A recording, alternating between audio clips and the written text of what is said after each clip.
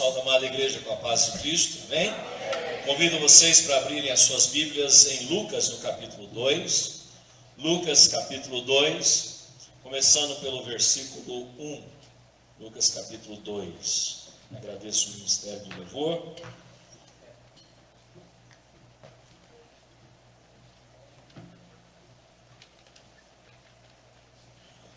Versículo 1 do Lucas capítulo 2, a palavra de Deus diz assim: Naqueles dias César Augusto publicou um decreto ordenando o recenseamento de todo o Império Romano. Este foi o primeiro recenseamento feito quando Quirino era governador da Síria. E todos iam para a sua cidade natal a fim de alistar-se. Assim José também foi à cidade de Nazaré, da Galiléia, para a Judéia, para Belém, cidade de Davi, porque pertencia à casa e à linhagem de Davi. Ele foi a fim de alistar-se com Maria, que lhe estava prometida em casamento, e esperava um filho. Enquanto estavam lá, chegou o tempo de nascer o bebê, e ela deu à luz o seu primogênito. Envolveu-o em panos e colocou numa manjedoura, porque não havia lugar para eles na hospedaria. Pai, em nome do Senhor Jesus, fala conosco através da Tua palavra, ministra aos nossos corações. Pai, em nome de Jesus, prepare as almas para receber, Pai, para entender, compreender e praticar. Pai, em nome de Jesus, que nós possamos ser curados, libertos, transformados, restaurados, renovados aqui esta noite, e que nós possamos viver mais e mais para a glória do Senhor. Tudo aquilo que o diabo fez contra nós e contra a pregação do Teu Evangelho, nós agora aniquilamos, desfazemos em nome de Jesus. Somente o Teu Santo Espírito tem poder e autoridade em nosso meio. É no nome do Teu Filho amado, Jesus Cristo, que nós oramos agradecidos. E o povo de Deus diz: Amém. Podeis sentar, queridos. O texto em que nós vemos aqui, acabamos de ler, nós vemos que chegou o momento onde havia um alistamento, e Davi sendo da linhagem José sendo da linhagem de Davi, ele foi ali até a cidade de Belém, que era a cidade de Davi, para se alistar. Levou com ele Maria, que estava grávida e estava prometida a ele. Ela ainda não era esposa dele, porque eles não tinham mantido relação sexual, como a palavra de Deus diz que eles não tiveram até nascer Jesus. Biblicamente, assim que você faz uma relação sexual, você casa com alguém. Então, ele ainda não era, ela era só prometida a ele. O fato é que nós vemos que eles vão para Belém. É interessante porque, por que não Jerusalém? Jerusalém era a cidade de todas as conquistas. Jerusalém era a cidade onde o rei Davi construiu o seu palácio, onde Salomão teve ali o seu palácio, onde foi construído o templo. Por que não Atenas? Atenas era onde tinha o centro intelectual do mundo daquela época. Por que não Atenas? Por que não Roma? Roma era ilustre, era o Império Romano, era onde o imperador reinava sobre aquele império todo. Não, vai nascer ali em Belém. Belém era chamada por alguns um canteiro de ervas daninhas, ignorados pelos viajantes do mundo, uma pequena vila sem significância nenhuma. Mas foi lá que Jesus nasceu. Tanto que o profeta Miqueias diz no capítulo 5, no versículo 2, mas tu, Belém, Efrata, embora sejas pequena entre as clãs de Judá, quer dizer, não só era uma cidade pequena, mas inclusive nas clãs de Judá, no qual Davi era da clã de Judá e José também, olha, ela era pequena ali, de ti virá para mim aquele que será governante sobre Israel. Quer dizer, de Belém vai nascer aquele que vai governar Israel. Suas origens estão no passado distante, em tempos antigos, quer dizer, ele existe e toda a vida existiu, porque ele é o Senhor Jesus, o Salvador. Mas veja que o Senhor não fez acepção da cidade, Deus não faz acepção da localidade que você mora. Se você mora numa tapera, se você mora numa mansão, para Deus tanto faz. Se você mora num bairro nobre, você mora na favela, para Deus tanto faz. Deus está preocupado com almas, Deus está preocupado com corações, Deus está preocupado com vidas, Deus quer salvar vidas, Deus quer transformar vidas, e Deus mostra aqui, com o nascimento de Jesus em Belém, algo sensacional, porque ele mostra que ele nasceu numa cidade insignificante para os homens, mas foi naquela cidade que brilhou a luz. Foi naquela cidade que brilhou a estrela, foi naquela cidade aonde os pastores vão ir, é naquela cidade onde os reis magos, os sábios daquela época vão até lá para ver Jesus. Ele nasceu ali, como nós vemos, numa manjedoura, como já foi falado várias vezes hoje, e foi envolto em panos, porque não havia espaço na hospedaria, porque Jesus não fez questão do local também. Ele não precisava nascer num hotel, não precisava nascer numa mansão, ele podia nascer num estábulo, ele podia nascer no meio dos animais, ele não tinha problema nenhum, porque não muda quem você é, aonde você mora, não muda quem você é em Cristo Jesus, ou se você tem o que vestir ou não, se a sua casa é grande ou pequena, se a rua é de terra ou é de asfalto, não importa se a água ali encanada ou não, não importa nada disso, o importante é que Jesus esteja em você, e que você esteja em Jesus. Se nós continuarmos lendo o texto aqui, vamos lá. Acho que eu passei mais do que devia, né? Pronto. O versículo 8 diz assim: havia pastores que estavam nos campos próximos e durante a noite tomavam conta dos seus rebanhos. E aconteceu que um anjo do Senhor apareceu-lhes, e a glória do Senhor resplandeceu ao redor deles, e ficaram aterrorizados. Mas o anjo lhe disse: não tenha medo.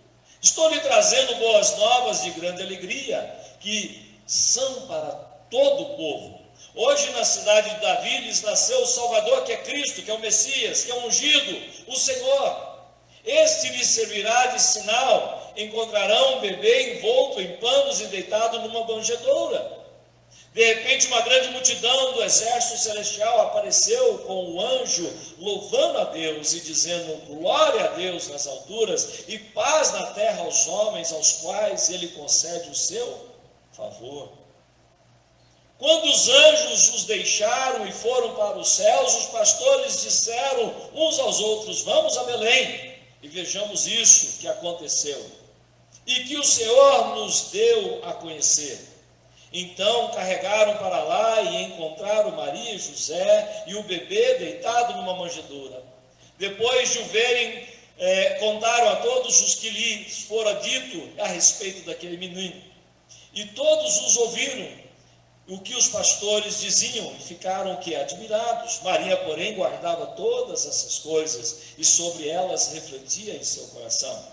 Os pastores voltaram glorificando e louvando a Deus por tudo o que tinha visto e ouvido, como lhes fora dito. Veja aí, ele não só nasce em Belém, mas diante de tudo que poderia acontecer e poder falar, ele vai se apresentar a pastores. Por que não os líderes do templo em Jerusalém? Os sacerdotes? Por que não os filósofos em Atenas? Por que não os governantes e os líderes do Império Romano? Por que não foram eles que os anjos apareceram para eles? O Senhor apareceu aos pastores, estavam cuidando de animais, no meio do nada, aonde brilhou ali a estrela, aonde brilhou a presença dos anjos.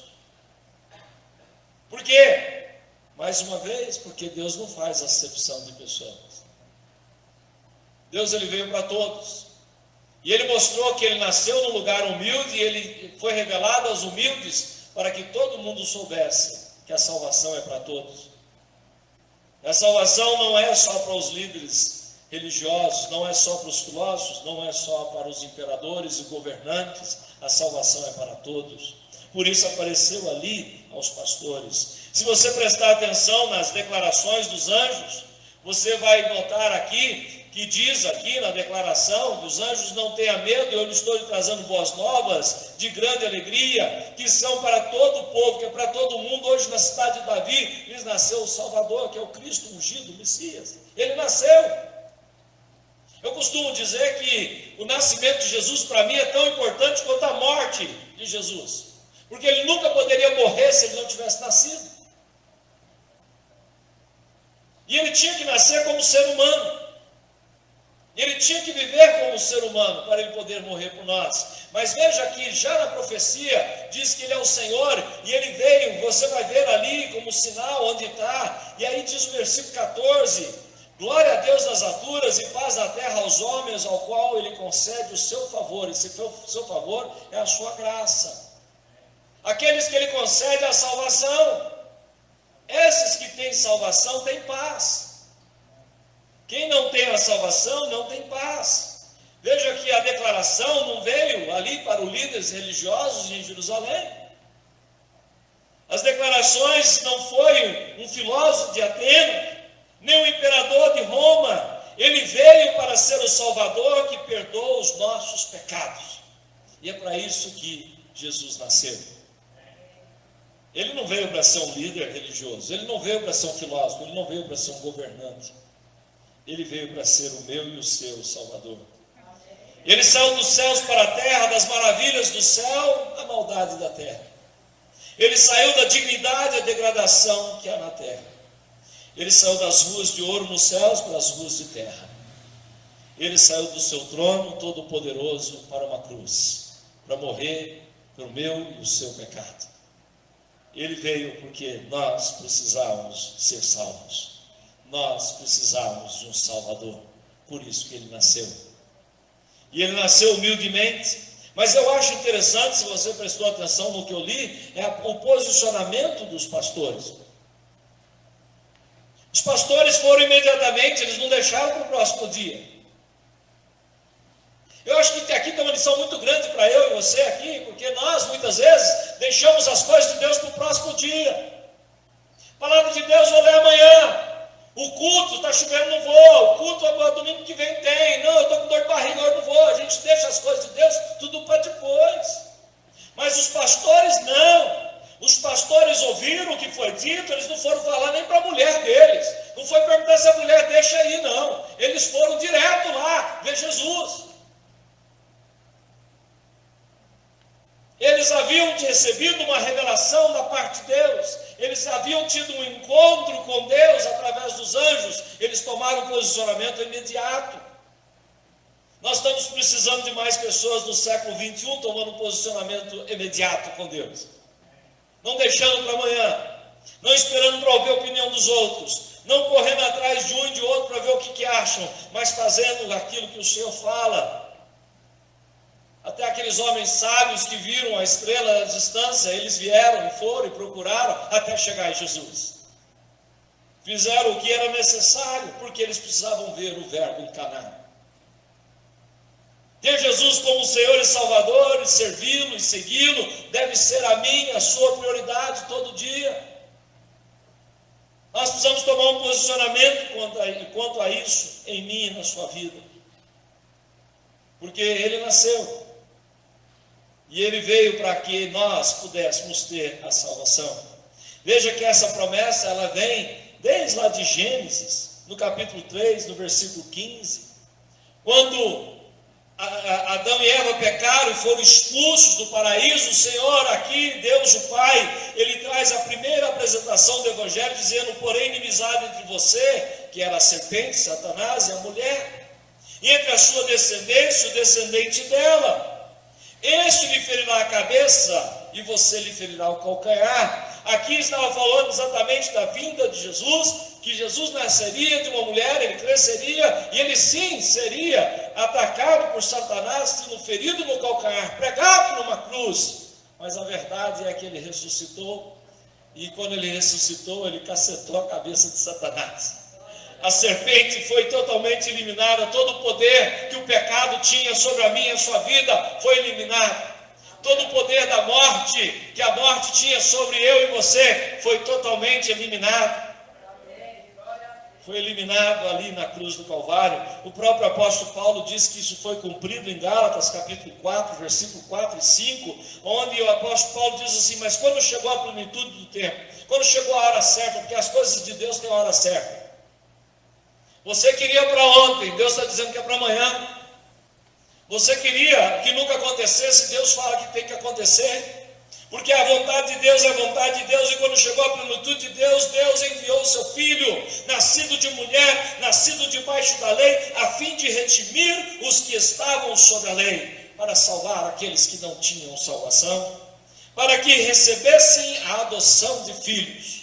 E porque Cristo Jesus veio, nasceu e morreu e ressuscitou, eu e você somos adotados como os filhos de Deus o Pai. Era necessário para nós que Jesus fosse um ser humano. Um ser humano diferente de mim e de você, porque ele nunca pecou. Porque ele não podia pecar. Mas ele levou todos os nossos pecados sobre ele. Para que eu e você pudéssemos viver fora do poder do pecado. Para que eu e você pudéssemos viver perdoados. Para que eu e você pudéssemos ter certeza e convicção da vida eterna. Ontem cedo eu levei o carro para trocar o amortecedor, e no lugar onde eu levei, um rapaz estava mexendo. E eu falei, olha, esse amortecedor do lado direito, ele está tão ruim que está pulando que nem um cabrito na rua e tal, e tudo mais. Falei para ele, e falei, olha, era até perigoso, né, se eu corresse muito. Ele falou, é perigoso, aí pode morrer. Eu falei, pois é, mas se eu morrer eu sou salvo, não estou preocupado. Ele falou, aí também não. Isso não é para você decidir, Deus que decide. Eu falei, não, Deus já decidiu a minha salvação. Ele, como assim? Ele diz que se eu crer que Jesus Cristo é o Filho de Deus e confessá-lo como Senhor e Salvador da minha vida, eu já estou salvo. Ele olhou assim para mim. Não é uma questão de Deus vai resolver, já está resolvido. Eu já confessei, eu sou lavado e remido do sangue de Jesus. Eu não tenho dúvida nenhuma, apesar de todos os meus pecados, que eu sou salvo. Se eu morrer pregando aqui, pode ter certeza, eu estou na glória. Vou estar esperando vocês lá. Não tenho dúvida nenhuma. E comecei a falar do Evangelho para aquele rapaz dessa forma. A verdade é que nós temos essa convicção por causa daquilo que Jesus fez, porque nós somos salvos pela graça, mediante a fé. Isso não vem de mim nem de você, isso vem de Deus, é um presente, é um dom de Deus. Para que ninguém se vanglorie, mas se você está em Cristo, você está salvo. Não tem ninguém que possa tirar a sua salvação, a não ser você mesmo. E você pode virar as costas para Deus e abandonar. Mas uma vez que você está salvo, você está em Cristo Jesus, eu e você temos um lugar já preparado para nós. Porque ele diz, eu vou para a casa do meu Pai, preparar-lhes uma morada. E é isso que o Senhor Jesus tem feito, ele vai voltar para nos buscar. Mas essa promessa que foi feita lá em Gênesis já foi cumprida em Cristo Jesus, e para ela ser cumprida, ele precisava nascer. Sabe, porque Jesus é a luz, e quando Jesus nasceu, era noite em Belém. Quando Jesus nasceu, era noite em Atenas. Quando Jesus nasceu, era noite em Roma. Quando Jesus nasceu, o mundo estava em escuridão. E estava nas trevas, e o mundo continua nas trevas, e o mundo continua precisando da luz de Jesus. E essa luz é a responsabilidade minha e sua de levarmos. O próprio Jesus diz que, falando novamente ao povo, Jesus diz, eu sou a luz do mundo, quem me segue nunca andará em trevas, mas terá a luz da vida. Se você está em Cristo Jesus, Ele é a luz, e Ele está em nós, porque nós seguimos Ele, nós nunca estaremos em trevas. Quer dizer, aonde eu e você estamos, nós levamos a luz. Porque o próprio Jesus, veja bem, o próprio Jesus, ele é o Filho, o Pai diz que ele é o Filho, é o resplendor da glória de Deus e a expressão exata do seu ser, sustentando todas as coisas por sua palavra poderosa. Olha que coisa mais sensacional, Jesus, ele reflete a luz, o poder e a autoridade do Pai.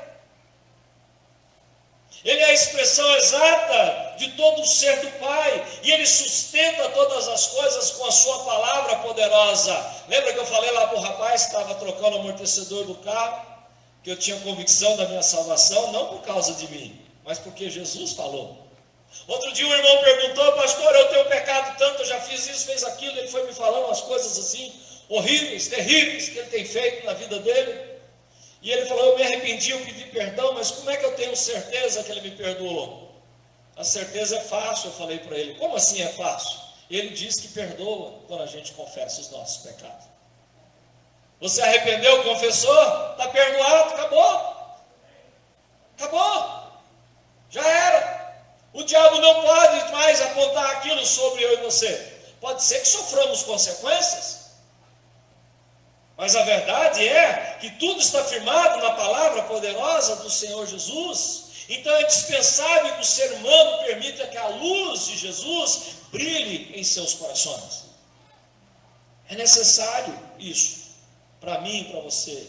Jesus, ele nasce num lugar simples, numa cidade simples, ele é informado a pessoas simples. Jesus, ele está ali, ele cresce, ele morre na cruz do Calvário por mim e por você.